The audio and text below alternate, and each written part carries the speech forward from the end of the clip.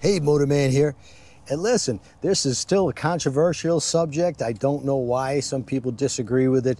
It is physics, but I like to break it down into two separate things. Today we're going to talk about counter steering versus handlebar steering.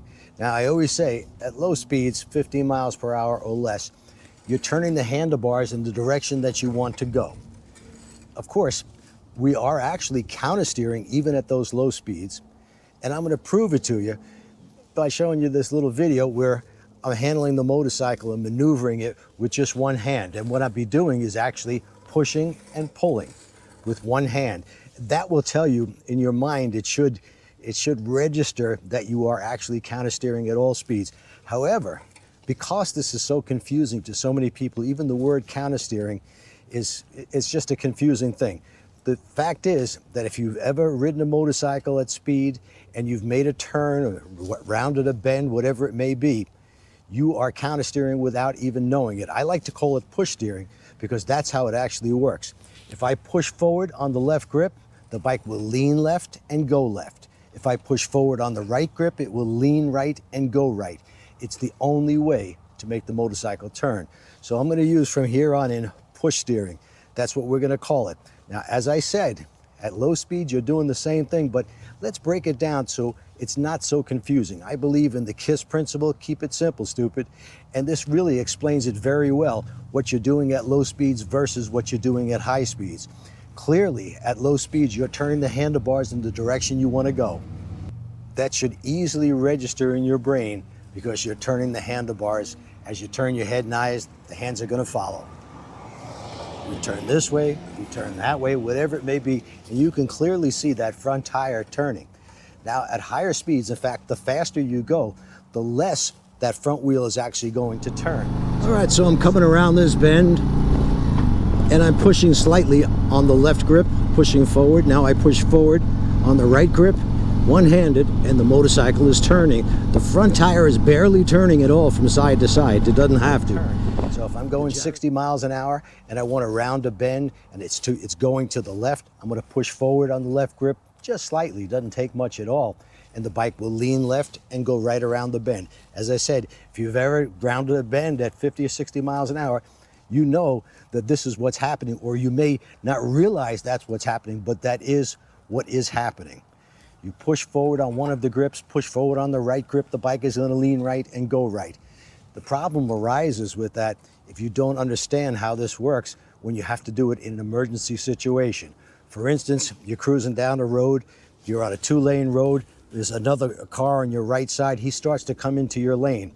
If you don't understand or you've never practiced push steering, what will happen is the average person, since they're so used to driving a car, will attempt, just like they do in their car, to turn the wheel the opposite way. Well, if you do that, it's going to force you right into that vehicle.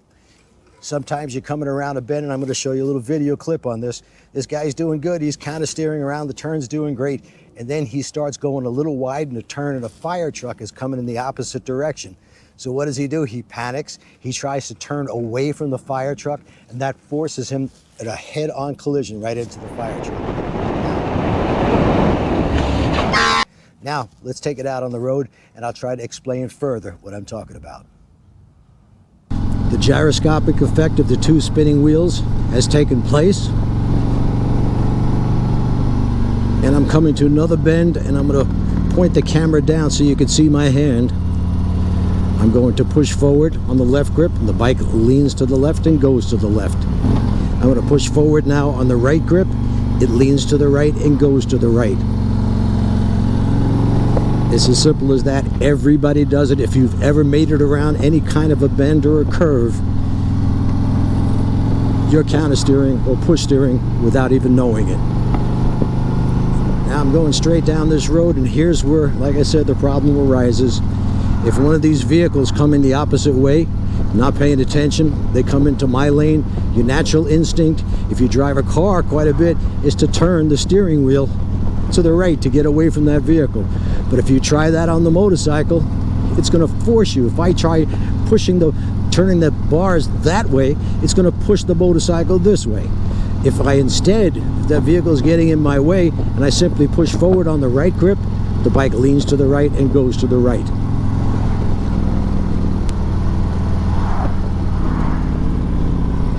Now I'll give you an example of what I call handlebar steering. Again, it's actually counter steering, but at low speeds, you're consciously turning the handlebars. This is, well, we're going about 9 miles an hour. Whatever way I turn the bars, that's the way the bike goes. But if I use just one hand, I'll have to push and pull to get that effect.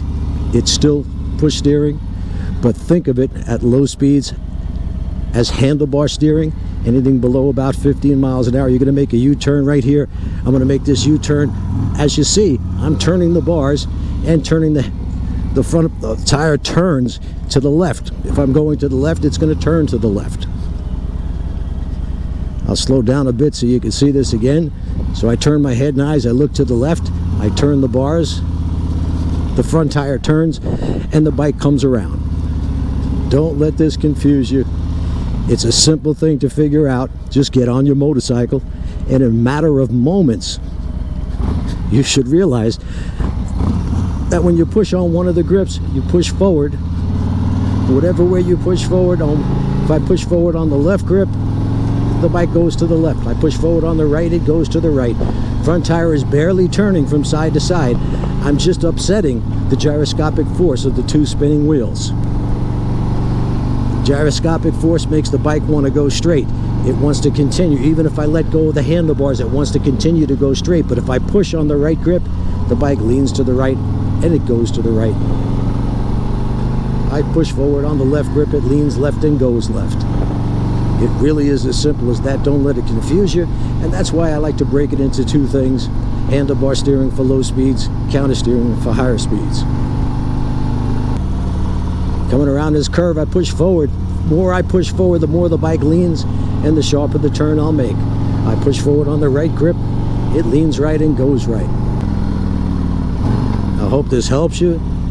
If you don't believe what I'm saying, and I know a lot of the expert commentators are going to post some nonsense about that doesn't work that way, but just get on even a bicycle and try it, and you'll see immediately in a matter of seconds that counter steering works, and you must do it in order to make any two-wheeled vehicle turn.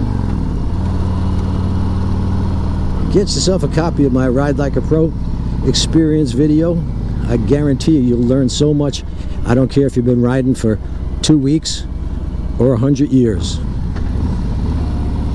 It's going to help you, and it's the best 20 bucks you'll ever spend on a motorcycle. Just go to ridelikeapro.com. Thanks for watching, and I hope I've helped someone.